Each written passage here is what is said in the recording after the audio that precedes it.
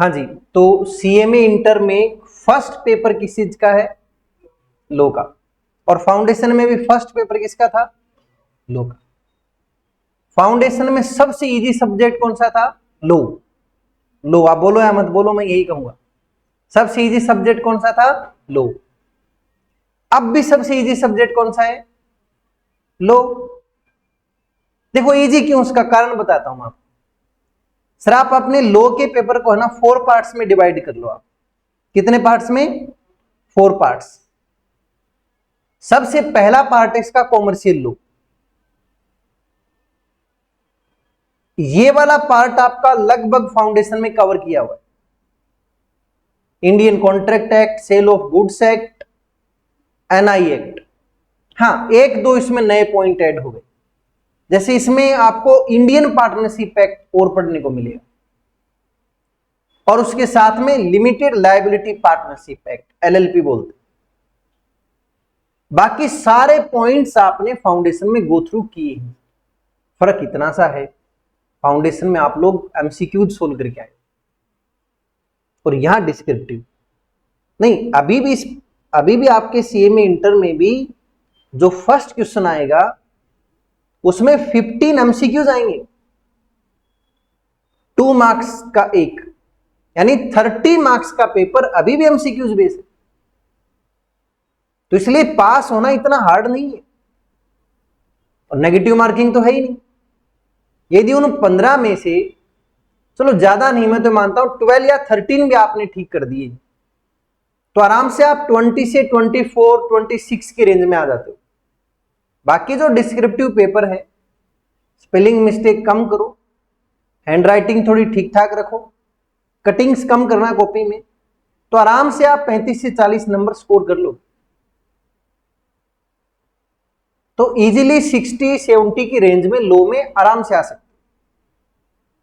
But सिर्फ इतने marks लेके आने से फिर जो AIR यदि आप लेके आना चाहते हो तो वो नहीं आ पाएगी, उसके लिए आपको थोड़ा सा और एक्स्ट्रा मेहनत करनी होगी।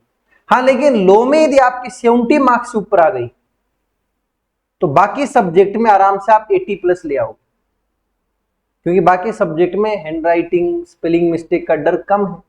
कॉस्टिंग में, अकाउंट्स में क्या स्पेलिंग मिस्टेक होगी? वहां तो न्यूमेरिकल्स है। हाँ, कैलकुलेशन मिस्टेक हो सकती है, लेकिन स्टेप वाइज मार्किंग में कैलकुलेशन मिस्टेक के बावजूद भी यदि लास्ट एंड में मिस्टेक हुई है तो भी आप अच्छे मार्क्स प्राप्त कर सकते हैं। एक स्ट्रेटजी के तहत काम करोगे तो बिना बर्डन के अच्छे मार्क्स से पास हो जाओगे। तो जैसे जैसे जो जो टॉपिक आप कवर करते चले, साथ साथ रिवीजन करना स्टार्ट कर दो। वैसे अभी रिवीजन आप करते नहीं हो, क्लास में आते हो, पढ़ते हो, घर जाते हो, फिर नहीं पढ़ते। और चलो पढ़ भी लिया तो पता क्या पढ़ोगे? जैसे अकाउंट्स, कॉस्टिंग का कोई चैप्टर है, उसके क्वेश्चन सोल्व करने हैं, कर लेंगे। और मान लो एक क्वेश्चन थोड़ा सा अटक गया तो उस बुक को बंद करो, दूसरी बुक है ना अपने पास। अकाउंट्स में अटक गए तो कॉस्टिंग उठा लेंगे, कॉस्टिंग में अटक गए तो इनकम टैक्स। लोग के साथ आप जो ये बिहेव करते हो, लोगों को तो आप अभी तो छोड़ो सर, आप रिवीजन करना स्टार्ट नहीं करोगे जब तक ये 30 to 40% नहीं हो जाएगा। फिर घर जाकर के आप रिवीजन करना स्टार्ट करो, तब बिल्कुल नया दिखाई देगा। इसलिए आपको साथ साथ रिवाइज करना है। कॉमर्शियल लॉ के साथ अच्छी चीज ये आपकी कि आपका पहले पढ़ा हुआ है। सेकंड जो इसका पार्ट है वो है sir business ethics, business ethics and intelligence. ये सेम वैसा ही है जैसा कि बिजनेस कम्युनिकेशन था, तो ज्यादा हार्ड नहीं है। और वैसे भी शायद ये 10 मार्क्स का ही आएगा, ज्यादा इसकी वेटेज है भी नहीं, 10 मार्क्स के आसपास ही। हाँ, तीसरा जो पार्ट है ना सर, वो इसका कंपल्सरी पार्ट है और अच्छा पार्ट है, और उसका नाम है कंपनीज एक्ट। सर ये लगभग 40 मार्क्स का है, अकेला कंपनी लो, और थोड़ा सा है बस, पूरा कंपनी लो नहीं है आपके सिलेबस में। कंपनी लो सीएमए इंस्टीट्यूट ने कुछ पार्ट सीएमए इंटर में है और रिमेनिंग पार्ट सीएमए फाइनल में है। तो सीएमए इंटर में जो कंपनी लो है वो बहुत बेसिक है, एडवांस जो कंपनी लॉ है वो सीए में फाइनल, और जो इसका लास्ट पार्ट है ये आप अपनी लाइफ में पहली बार पढ़ रहे होंगे, वो असल लेबर लॉ। हाँ सर, ये लेबर लॉ का पार्ट। इसमें ग्रेच्युटी क्या होता है, प्रोविडेंट फंड क्या होता है, फैक्ट्रीज एक्ट क्या होता है, बोनस क्या होता है, मिनिमम सैलरी कितनी मिले, ये प्रोविजंस आप गो थ्रू। तो इस तरह से पूरे लोग, आप देखो फर्स्ट पार्ट का लास्ट के पार्ट से कोई लिंक नहीं है। मान लो मुझे कॉमर्शियल लॉ में दिक्कत है, तो उसका लेबर लॉ पर कोई फर्क नहीं पड़ेगा, टोटली इररेलेवेंट है, दोनों आपस में कोई लिंक नहीं है। कंपनीज एक्ट में प्रॉब्लम है आपको, तो लेबर लॉ से उसका कोई रिलेशन नहीं। तो इसलिए जो स्ट्रॉन्ग पार्ट आपको उनको अच्छी तरह से तैयार। तो अपन स्टार्ट करते हैं, कौन सा पॉइंट, कंपनीज एक्ट। इस पॉइंट में अपन यहां पर गो थ्रू करते हैं। तो सभी लोग ध्यान से सुनिए, इंपॉर्टेंट पार्ट है, लगभग 40 मार्क्स का अकेला ये टॉपिक आएगा। तो 40 मार्क्स अच्छे मार्क्स होते हैं, लगभग पास करवा देगा आपको ये, तो ध्यान देना प्लीज। इधर लिखना स्टार्ट करते हैं। चलो अब एक बात बताओ आप लोग, बिजनेस करने के कितने फॉर्मेट है? चलो कोई बात नहीं, क्वेश्चन समझ में नहीं आया ना, आएगा आएगा अब आएगा। ये एक पर्सन है, उसका क्या नाम है, अनिल, भूल गए? चलो ये एक अनिल नाम का पर्सन है, और सर इसको बिजनेस स्टार्ट करना है। अब आप बताइए सर, बिजनेस स्टार्ट करने के क्या क्या रास्ते हैं? अब आप बोलोगे सर यदि एक ही जना है और उसको यदि बिजनेस स्टार्ट करना है, तो उसके पास सबसे पहले रास्ता कौन सा है, सोल प्रोप्राइटर। सर ऐसी कोई बिजनेस ऑर्गेनाइजेशन जिसका सिंगल ओनर हो,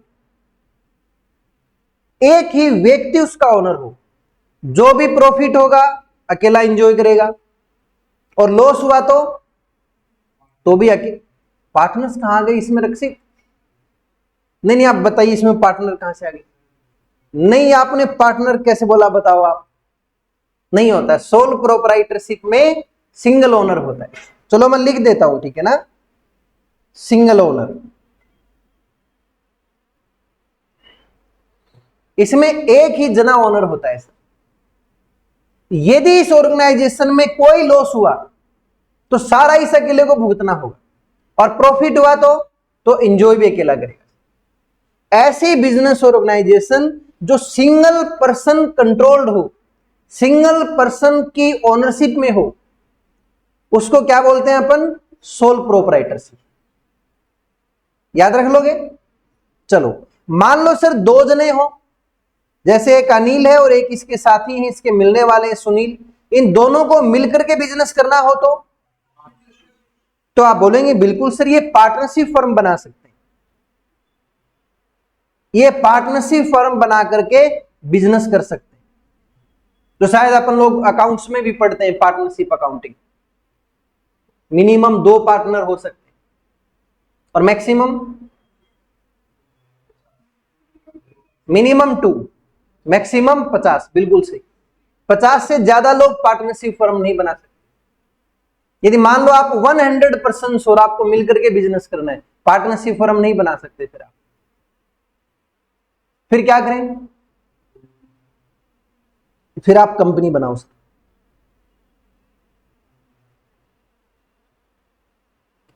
और कंपनी के जो ओनर होते हैं उनको पार्टनर नहीं बोलते, कंपनी के ओनर को क्या बोलते हैं, कंपनी के जो लोग ओनर होते हैं उनको क्या बोलते हैं, शेयर होल्डर्स। कंपनी के ओनर को अपन शेयर होल्डर्स बोलते हैं।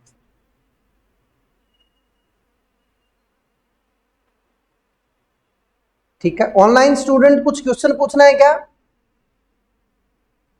नहीं पूछ रहे, ठीक है। चलो ध्यान से सुनना प्लीज, एक छोटा सा एग्जांपल दे रहा हूं। इस कंपनी का नाम तो आपने सुना ही होगा, इन दिनों तो इसी का जिक्र चल रहा है हर जगह, रिलायंस इंडस्ट्रीज लिमिटेड। कितने शेयर होल्डर होंगे इसमें? भाई रिलायंस के शेयर जो भी खरीद रहा है वो शेयर होल्डर है, कितने शेयर होल्डर होंगे? बिल्कुल सही बताया आप लोगों ने। कितने बताए? पता ही नहीं ना? चलो कोई बात नहीं। नहीं नहीं पता है, आप लोग बताते नहीं हो। 30 lakh share holder, 30 lakh share holder. वैसे कितने हो सकते हैं एक कंपनी में? कितने जने एक कंपनी के शेयर खरीद सकते हैं? कोई लिमिट नहीं है। 40 लाख, 50 लाख। भारत की जनसंख्या 140 करोड़ है। जिसका भी मन करे डीमेट अकाउंट होना चाहिए आपके, जैसे बैंक अकाउंट होता है ना, ऐसे आप डीमेट अकाउंट ओपन करो और पैसे हैं आपके पास, आपका मन कर रहा है कि मुझे रिलायंस की शेयर खरीदने, तो आप आज की तो छुट्टी है, कल सुबह 9:15 बजे से लेकर के 3:30 बजे के बीच में जो भी स्टॉक ब्रोकर है, खूब सारी ऐप आ गई आजकल तो, कोई ग्रो ऐप है, अब स्टॉक्स है, जीरोधा है, फोन पे वाले ने भी स्टार्ट कर दिया, थोड़े दिन में जियो भी कर देगा। कोई भी ऐप से आप शेयर खरीद सकते हो, आप शेयर होल्डर बन गए। अभी 30-35 लाख शेयर होल्डर हैं, कितने भी शेयर होल्डर हो सकते हैं। 140 करोड़ की जनता है। अभी भी भारत में पता है डीमेट अकाउंट कितने लोगों के हैं? सिर्फ 16 करोड़ लोग। मतलब टोटल पॉपुलेशन का कितना हुआ? 10% के लगभग हुआ है। अभी भी लगभग 90% पॉपुलेशन का डीमेट अकाउंट ही नहीं है। इसलिए इंडियन मार्केट में अभी बहुत पोटेंशियल है। आपको कुछ लोग तो ऐसे मिल जाएंगे जिनके बैंक अकाउंट भी नहीं होंगे। वैसे भी क्वांटिटी बहुत कम है, बैंक अकाउंट तो लगभग घर में सबके होने लग गए, लेकिन हो सकता है अभी भी कोई ऐसा पर्सन हो, कोई सीनियर सिटीजन हो, घर में बड़े बुजुर्ग लोग हो, तो उनका बैंक अकाउंट हो सकता ना भी हो। बाकी डीमेट अकाउंट तो अभी सिर्फ 16 करोड़ ही। तो कंपनी में शेयर होल्डर्स की, जो पब्लिक कंपनी होती है जिसके शेयर्स पब्लिकली अवेलेबल है, आप मैं कोई भी खरीद सकता है, उसमें शेयर होल्डर की कोई लिमिट नहीं होती। जबकि पार्टनरशिप की बात करें तो 50 से ज्यादा पार्टनर नहीं हो सकता। तो कंपनी और पार्टनरशिप में एक डिफरेंस तो आपको समझ में आ गया कि मैक्सिमम पार्टनर और इधर मैक्सिमम शेयर होल्डर, दोनों में फर्क है। अरे है ना? सबसे इंपॉर्टेंट फर्क बताऊं आपको, एक एग्जांपल लूंगा, उसके बाद में डिस्कस करेंगे। सर लॉ को रटना मत प्लीज, लॉ से प्रैक्टिकल कोई सब्जेक्ट नहीं होता है। सबसे प्रैक्टिकल सब्जेक्ट इस दुनिया में कोई है तो वो लॉ है। आप विश्वास नहीं कर रहे? आप कोई ऐसी मूवी देखो जिसमें एविडेंस एंड लॉ का जिक्र हो। सर आप पूरी मूवी आराम से एक जगह बैठे बैठे देख सकते हो, शायद बीच में पानी पीने भी नहीं उठोगे आप। बताता हूं आपको, अजय देवगन साहब की एक मूवी है दृश्यम, चाहे फर्स्ट वाली हो चाहे सेकंड वाली हो, टोटली एविडेंस बेस है ना? अरे है, कोई उसमें कोई एक्शन नहीं है, कोई उसमें गाने वाने नहीं है, लेकिन फिर भी बड़े आराम से बैठ करके देखते हैं ना, कैसे वो एविडेंस को क्रिएट करता है, तोड़ता मरोड़ता है, सिचुएशन ही बदल देता है। That is law. इसलिए लॉ से प्रैक्टिकल कोई सब्जेक्ट नहीं, प्रोवाइडेड आपको लॉ के साथ खेलना आता हो। देखने में एकेडमिक लगता है कि ठीक है, लाइन लिखी हुई थ्योरेटिकल लाइन है कि मर्डर किया है तो इतनी सजा होगी, किया है तो ना। हु विल डिसाइड कि मर्डर किया है? कोर्ट। कैसे डिसाइड करेगा कोर्ट? Witness, evidence, facts. किस लिए एडवोकेट बने? और सर वो साबित ही नहीं होने देंगे कि मर्डर हुआ। डेथ होना और मर्डर होने में फर्क है। क्या पता सुसाइड किया हो तो,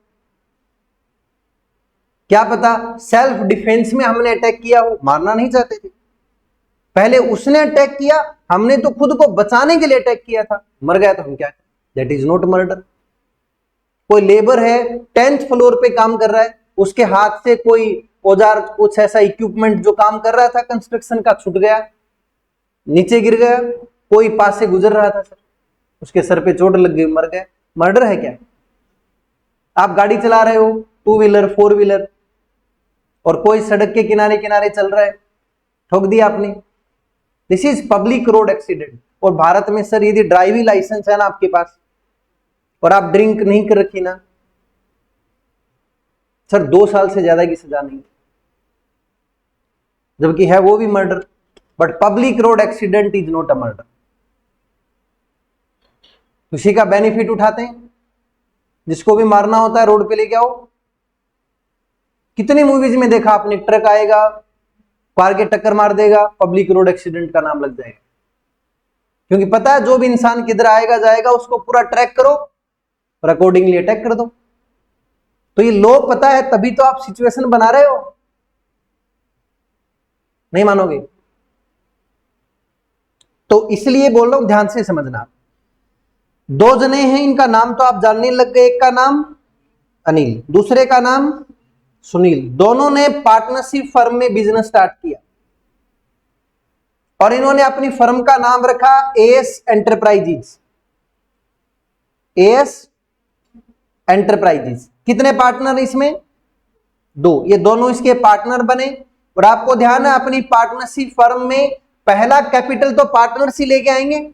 अरे अकाउंट्स में एंट्री करते थे ना, बिजनेस स्टार्टेड विद कैपिटल, तो पहला पैसा तो पार्टनर की तरफ से आया और इस पार्टनरशिप फर्म ने अपना बिजनेस करना शुरू किया। 2, 3, 4, 5, 8, 10 साल हो गई, बिजनेस ठीक ठाक चला।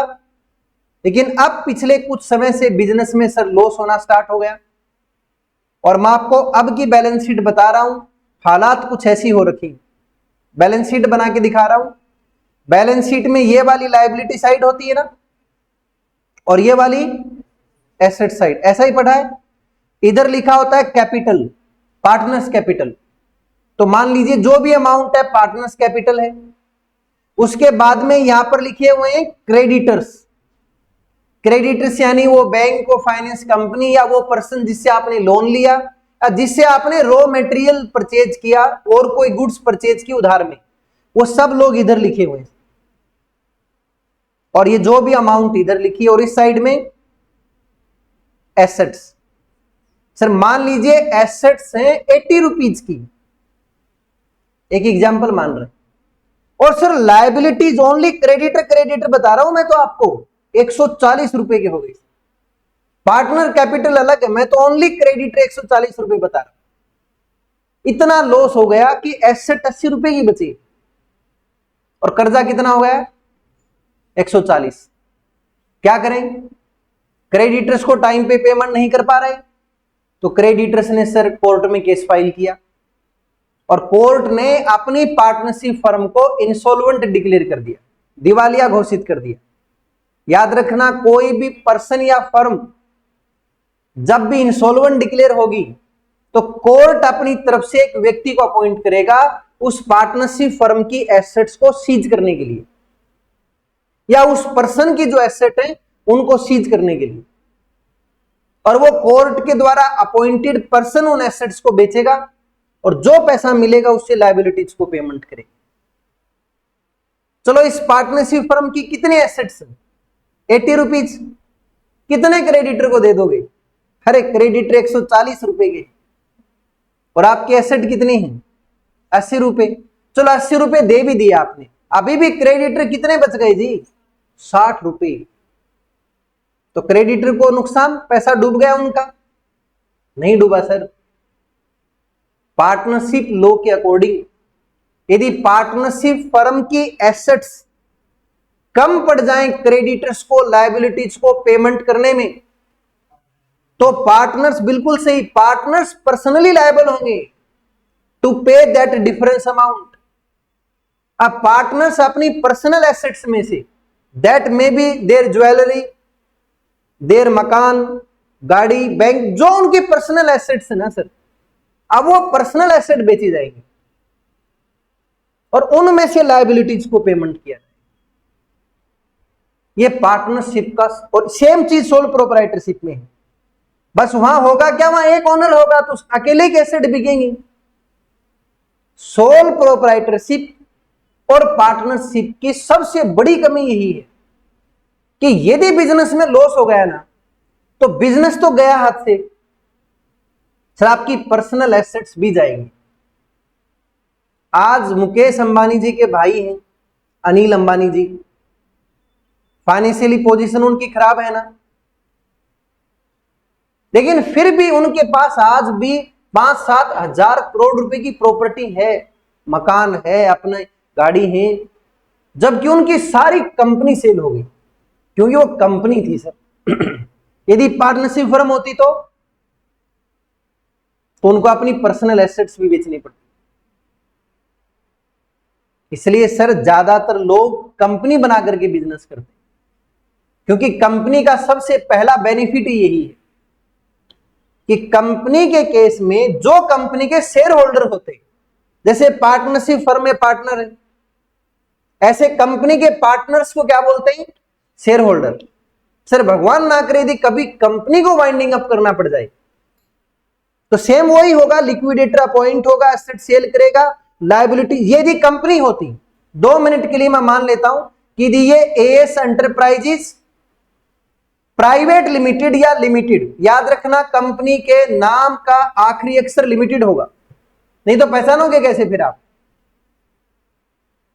कंपनी कोई ये बोले ना कि हमारी ऑर्गेनाइजेशन कंपनी है, तो बोला नाम बताओ।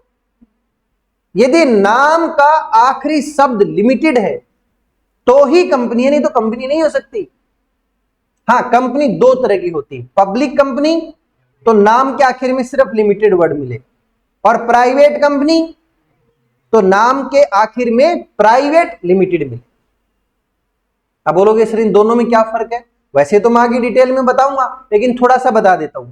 सर प्राइवेट कंपनी में मैक्सिमम शेयर होल्डर 200 ही होते, ये ऐसे 5 लाख 10 लाख ये नहीं होती। प्राइवेट कंपनी थोड़ी छोटी कंपनी होती, उसमें जो शेयर होल्डर जुड़ेंगे ना वो मैक्सिमम 200 होते, मिनिमम 2 होते। तो कल आप सीएमए बन जाओगे, आपके पास कोई क्लाइंट आता है कि सर हमें बिजनेस करना है, हम 2 जने और हमें बिजनेस स्टार्ट करना है, तो क्या सजेस्ट करोगे आप, पार्टनरशिप फर्म या प्राइवेट कंपनी? तो देखो पार्टनरशिप फर्म के अपने नुकसान हैं, लेकिन फायदे भी हैं सर। देखो पार्टनरशिप फर्म का रजिस्ट्रेशन करवाना जरूरी नहीं है, पार्टनरशिप फर्म के अकाउंट्स की ऑडिट करवाना जरूरी नहीं है। ये जो सीए से ऑडिट करवाते हैं ना, ये पार्टनरशिप फर्म में कंपलसरी नहीं है, जब तक कि आपके टर्नओवर एक पर्टिकुलर लिमिट 2-5 करोड़ से ज्यादा ना हो। लेकिन आप यदि कंपनी बनाओगे सर, आपको पहले ही दिन से ऑडिटर रखना कंपलसरी, और कंपनी बिना रजिस्ट्रेशन के हो नहीं सकती। अब कंपनी रजिस्ट्रेशन का भी 5-7-10 हजार रुपए खर्चा आता है, फिर ऑडिटर आप अपॉइंट करके चलो, और कंपनी के और भी सर मेंटेनेंस का खर्चा ज्यादा है। लेकिन फायदा क्या है? फायदा बहुत बड़ा है कि यदि मान लो कल कंपनी का बिजनेस नहीं चला और आपने खूब सारा लोन ले रखा है, क्रेडिटर से उधार में रॉ मेटेरियल ले रखा है, और कंपनी प्राइवेट लिमिटेड है या लिमिटेड और नहीं चल पा रही, तो बंद कर दो कंपनी। क्या होगा? कंपनी के एसेट सेल हो जाएंगी। कंपनी के एसेट्स 80 रुपीज की है और लायबिलिटी कितनी है? 140, तो 80 रुपए दे दो, बाकी 60 रुपए क्रेडिटर्स का बैड डेप्ट। वो शेयर होल्डर को नहीं बोल सकते कि आप अपनी पर्सनल एसेट्स में से दो। और यदि पार्टनरशिप फर्म होती तो बिल्कुल पार्टनर्स पर्सनली लायबल होते। तो कंपनी के केस में जो शेयर होल्डर्स हैं उनकी लायबिलिटी लिमिटेड है। लिमिटेड बोले तो जितने शेयर्स आपने कंपनी के खरीदे हैं बस उतने पैसे दे दो आप। जैसे जब कंपनी ने शेयर इशू किए तो कंपनी ने पहले एप्लीकेशन मनी ली, आपने दे दिया, अलॉटमेंट मनी ली, आपने दे दिया, फर्स्ट कॉल सेकंड कॉल। अब कंपनी आपसे फ्यूचर में कभी भी पैसे नहीं मांगेगी, चाहे कंपनी के ऊपर कितना ही कर्जा हो जाए। हाँ, लेकिन यदि कोई कॉल बाकी है तो जैसे सेकंड कॉल ड्यू है, that is call in arrear, तो कंपनी वो पैसा आपसे लेगी। लेकिन यदि आपके share fully paid up, you have paid all calls, कोई कॉल इन एरियर है ही नहीं, तो सर अब कंपनी आपसे कोई पैसे नहीं लेगी। अब आप कंपनी के शेयर होल्डर हो, हाँ डिविडेंड मिलता रहेगा, आपको बेनिफिट मिलते रहेंगे। अब आपकी लायबिलिटी जीरो हो चुकी है। और सेकंड कॉल, फर्स्ट कॉल या अलॉटमेंट मनी ऐसा कुछ ड्यू है तो सर जितना ड्यू है वो आपसे लिया जा सकता है, कभी भी लिया जा सकता है। अरे थोड़ा बहुत समझ पा रहे हो इन तीनों फॉर्मेट में difference? Single owner, sole proprietorship, multiple owner, तो देर आर वेरियस ऑल्टरनेटिव। आप चाहो तो पार्टनरशिप फर्म के फॉर्मेट में अपना बिजनेस कर सकते हो, उसके अपने फायदे अपने नुकसान है। देखो ऐसा कोई बिजनेस है ना जिसमें ज्यादा रिस्क नहीं है तो पार्टनरशिप ठीक रहता है, लेकिन सर ऐसा कोई बिजनेस है जिसमें रिस्क फैक्टर ज्यादा है, चल जाए तो बहुत अच्छा और नहीं तो सर नुकसान बहुत बड़ा हो, तो प्लीज सर अपने क्लाइंट को हमेशा सजेस्ट करो कि आप प्राइवेट कंपनी बनाओ। ठीक है खर्चा लगेगा थोड़ा सा, लेकिन 10,000 रुपए लगा करके यदि आप 10 लाख की अपनी पर्सनल एसेट बचा रहे हो तो बुरा नहीं है। क्योंकि पार्टनरशिप फर्म बना लिया और बिजनेस में लॉस हो गया तो जिस घर में रहते हो ना वो भी बेचना पड़ सकता है। और कंपनी है तो सर ओनली कंपनी के नाम की जो एसेट्स, कंपनी के नाम की क्या एसेट्स होंगी? बैंक बैलेंस होगा कंपनी, स्टॉक होता है, डेटर्स होते हैं, कंपनी ने जिनको सामान बेचा होगा, ठीक है, इनसे रिकवर करके लायबिलिटी को दे दो। बिजनेस की एसेट से बिजनेस की लायबिलिटी पे कर, आपकी पर्सनल एसेट्स पर आंच नहीं आएगी। और दी पार्टनरशिप फर्म हो तो नुकसान है सर ये आपको हमेशा इन बातों को ध्यान रखना, क्योंकि सीएमए करके जरूरी नहीं है आप लाइफ टाइम जॉब करोगे, ऐसा कोई कंपलसरी नहीं है। ठीक है स्टार्टिंग के 2, 5, 8, 10 साल आप जॉब कर लोगे, ठीक ठाक एक पैसा इकट्ठा करो, उसके बाद आप अपना खुद का ऑफिस सेटअप कर सकते हो as a consultant. You may be income tax consultant, GST consultant या other business law consultant, labour law consultant, और 2, 5, 8, 10 अच्छे ग्रुप आपके साथ कनेक्ट हो गए, तो आपको पर मंथ एक अमाउंट पे करते रहते हैं। बस उनका ये ध्यान रखते रहो कि वो कंपनी अपना काम जो कर रही है वो लॉ के अकॉर्डिंग है, वो हर वीक या हर महीने में एक विजिट करके रिकॉर्ड चेक करके आ जाओ, तो आप भी फ्री, घर से काम कर रहे हो और अगले का भी काम हो रहा है। वो होल टाइम कोई पर्सन को रखेंगे, उनको सैलरी देनी पड़ेगी 80-90 हजार रुपए पर मंथ। आपने बोल दिया सर आप मत रखो, मैं महीने में एक दिन आ जाऊंगा और आपकी जीएसटी की या लेबर लॉ की या जो भी आपकी लॉ की कंप्लाइंस है मैं चेक कर लूंगा, मैं महीने में 1 दिन या 2 दिन आ जाऊंगा, आप मुझे 30,000 रुपए दे दें। उनको भी फायदा, उनके 50,000 रुपए बच गए, आपको अरे 2 ही दिन जाना है। और ऐसे ऐसे 4-5 ग्रुप जुड़ गए तो घर पे ही हो, बस 2 दिन एक में, 2 दिन 2 दिन एक में जाते हो, ठीक ठाक अर्न। बट ये स्टेज आने में थोड़ा समय लगता है। मैं ये नहीं बोला कि आप सीएमए बनते नेक्स्ट डे ऐसा हो जाएगा, it will take some time, but तब तक अपना एक्सपीरियंस गेन करो और सिचुएशंस को प्रैक्टिकली समझो, लॉ से खुद को अपडेट रखो। लॉ चेंज होते रहते हैं सर, आज जो मैं आपको पढ़ा रहा हूं 2 महीने बाद ये लॉ हो सकता है इसमें कोई अमेंडमेंट हो जाए। आज अपन ने पढ़ा कि पार्टनरशिप में 50 पार्टनर होते हैं, क्या पता कल गवर्नमेंट 100 तक की परमिशन दे दे तो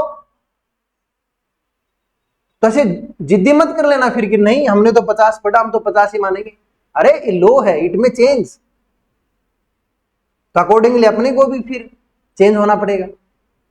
इनकम टैक्स हर साल नहीं बदलता है क्या कि इस साल इतनी इनकम पर टैक्स लगेगा, इतनी इनकम तक फ्री होगा, जीएसटी की रेट चेंज नहीं होती रहती क्या? तो अपडेट रखना होगा। कहीं आप ये सोच रहे हो कि सीएमए हो गया और बस अब पढ़ना ही नहीं है, ज्यादा पढ़ना पड़ेगा यदि आप कंसल्टेंसी लाइन में आओगे तो। हाँ कम पढ़ना, आपको नहीं पढ़ना, जॉब करो आप, फिर आप है ना बैंक, इंश्योरेंस कंपनी, इनमें वैकेंसी आती है, ठीक ठाक सैलरी है, गवर्नमेंट जॉब है, सैटरडे संडे ऑफ है, सुबह 9 बजे जाओ, रात को 9 बजे आ जाओ, खाना खाओ, सो जाओ, फिक्स लाइफ। हर महीने की एक फिक्स तारीख को सैलरी आ जाएगी, उसी के अकॉर्डिंग अपना लाइफस्टाइल मेंटेन कर लो, उसी के अकॉर्डिंग अपने घर परिवार को आप चलाते रहो, मौज करो। बट आप ये चाहते हो कि नहीं BMW या मर्सिडीज लानी है, तो सर फिर आपको नॉलेज भी उसी लेवल का रखना, और कोई हार्ड नहीं सर, कर सकते हो। हमेशा याद रखा करो, परिवार में एक जनरेशन को स्ट्रगल करना पड़ता है, दैट मे बी यू। अब सोचो यदि अपनी फैमिली में अपने पेरेंट्स चार्टर्ड अकाउंटेंट या कोस्ट अकाउंटेंट या एडवोकेट हो अच्छे लेवल के, और अपन जैसे ही CMA कंप्लीट करे और उनका कंसल्टेंसी का बिजनेस हो, अरे डॉक्टर का बेटा डॉक्टर बनता है, उसको जॉब नहीं करनी पड़ती क्योंकि उनका हॉस्पिटल पहले से ही है, नहीं है क्या? अब अपने पेरेंट्स यदि चार्टर्ड अकाउंटेंट या कोस्ट अकाउंटेंट हो और अच्छा ऑफिस सेटअप हो, ठीक ठाक 100-150 फाइलें हो, 20-25 हजार रुपए महीने वाली, तो आपको क्या करना है? CMA कंप्लीट किया, उन्हीं को संभाल लो। ऐसा है नहीं तो वो आप बन जाओ ना, ये फैसिलिटी नेक्स्ट जनरेशन को आप दे दो, और आप दे सकते हो। बट मैं आपको फर्स्ट डे के लिए नहीं बोल रहा हूं, CMA कंप्लीट करके मैं खुद बोल रहा हूं ना, 10 साल अच्छे कॉर्पोरेट में काम करो, खूब मेहनत करो, सैलरी कम ज्यादा जो मिल रही कोई बात नहीं, देते रहो, क्योंकि अपना टारगेट 60 साल तक जॉब करना है ही। और उसके बाद 10 साल 15 साल जो भी टारगेट है पूरा करो, एक वेल्थ साइड में रखो, और फिर अपना सेटअप करो, और अच्छा नेटवर्क बना के चलो लोगों से। अब आप जितने भी लोग हो 15-20-40 लोग, एक दूसरे को जानो और सर एक नेटवर्क बना के चलो, क्योंकि आप में से कुछ लोग जॉब करेंगे तो कुछ कंसल्टेंसी में आएंगे, तो जॉब कर रहे हैं उनके साथ कनेक्ट करो कि यार आपके ग्रुप का कोई काम हो, आपकी कंपनी का कोई टैक्सेशन का मैटर हो तो बताना। तो उनको तो कोई कंसल्टेंट हायर करना है तो वो आपको कर लेंगे। नेटवर्क बना के चलो ताकि खूब काम आए। ज्यादा हो गया? चलो ठीक है। अब मुझे आप एक छोटी सी बात बता दो, मेरे कई बार समझ में नहीं आती, आप लोग मेरी हेल्प कर सकते हो। सोल प्रोप्राइटरशिप पर कौन सा एक्ट अप्लाई होता है? एक मिनट सुनो, देखो कंपनी यदि बनाओगे तो कौन सा एक्ट अप्लाई होगा? अरे वाह, सही आपको तो आता है, कंपनीज एक्ट 2030, ठीक है ना? ऐसे यदि पार्टनरशिप फर्म होगी तो कौन सा एक्ट अप्लाई होगा? बिल्कुल, आपने 12th में थोड़ा बहुत पढ़ा भी होगा, अब दोबारा पढ़ेंगे कॉमर्शियल लॉ में, इंडियन पार्टनरशिप एक्ट 1932। ऐसे ही सोल प्रोप्राइटरशिप का एक्ट बता दो आप, बताओ, दिमाग पे थोड़ा बोझ डालो। बिल्कुल सही बताया आप लोगों ने, कोई लॉ नहीं है। अरे कुछ नहीं बताया इट मींस कोई लॉ नहीं है, कोई स्पेसिफिक लॉ नहीं है सोल प्रोप्राइटरशिप। जैसे कंपनीज के लिए कंपनीज एक्ट, पार्टनरशिप फर्म के लिए, ऐसे कंपनीज के लिए वो सॉरी माफ करना, सोलो प्रोप्राइटरशिप के लिए कोई स्पेसिफिक लॉ नहीं है, लेकिन कंपनीज जितनी भी हैं। और एक डेटा बता रहा हूं, याद मत रखना, भारत में आज के दिन बता रहा हूं मैं आपको, दिस इज जुलाई 2024 के दिन अपन ये क्लास ले रहे हैं सर। अब लगभग भारत में 16 लाख के आसपास कंपनी है। नहीं, एग्जाम में नहीं आएगा, रक्षित लिखना मत, ये भी लिख लोगे आप, तीसरा ऑब्जेक्टिव आ गया तो। भारत में लगभग 16 लाख कंपनी पूरे भारत में। और एक डेटा और बता रहा हूं, आप सरप्राइज रह जाएंगे, 90% प्राइवेट कंपनी, 90 भी शायद मैं कम बोल रहा हूं, 95 होंगी सर। ज्यादातर लोग प्राइवेट कंपनी बना के चलते। अब यार घर के ही लोग हैं, जैसे मान लो भाई बहन है, उनको बिजनेस करना है, 2 भैया उन्हीं को बिजनेस करना है, हस्बैंड वाइफ उनको बिजनेस करना है, प्राइवेट कंपनी बना के चलते।